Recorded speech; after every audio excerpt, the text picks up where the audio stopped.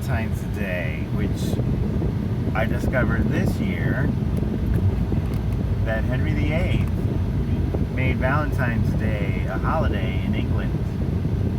Yes, the man who beheaded two of his wives and divorced two of his wives.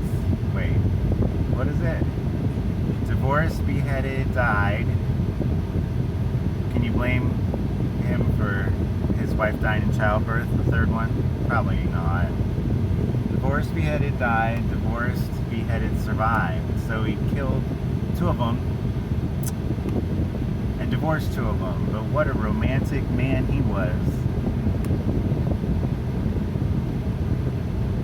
So he's one of the reasons Valentine's Day is even celebrated.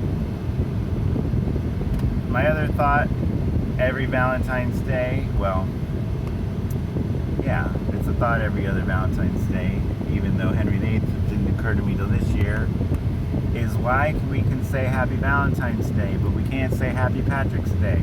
We've got two saints, Saint Patrick and Saint Valentine, and for some reason, people can take the saint out of Valentine and say Happy Valentine's Day, but nobody takes the saint out of Patrick and says Happy Patrick's Day. What's the difference? Well, I think there certainly could be a cultural difference of which I'm unaware, but since they're probably mostly promulgated by Hallmark and American culture and no longer dependent upon where they came from, maybe kind of, I think,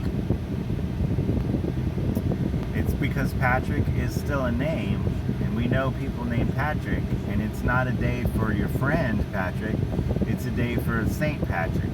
Whereas maybe people don't know Valentine is a name, or don't think anybody's going to confuse it with some other Valentine, so they say Happy Valentine's Day, but they don't say Happy Patrick's Day, so you don't think you're talking about your neighbor.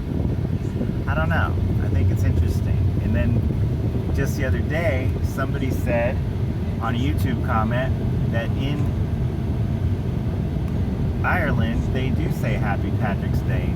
Some people. It's not like everybody does, but they said that they do say Happy Patrick's Day. I've never heard it. Doesn't mean it's not true, though. Things are different in Ireland than they are here. So, this is the 13th of February. And let's see what's on the radio. Out of this, both Barry and I recognized that we had to pray. So we've got somebody telling us to pray. Lord, so we need your help.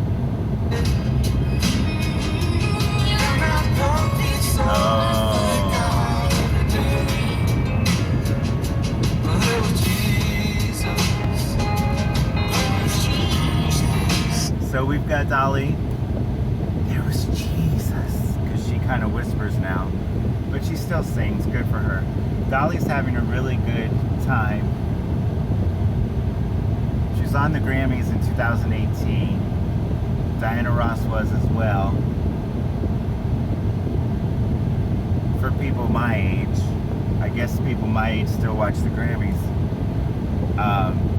But let's face it, usually the Grammys are people who are on top of the charts, not people who peaked 40 years ago or 30 years ago. But you can argue that Dolly's peaking right now because she just did some awards show, hosted it by herself. She just came out with a ice cream flavor, which is strawberry pretzel pie, which is strawberry with some salt. So I'm sure it's very sweet and very salty, and got some pretzel chunks in it, and it's pink.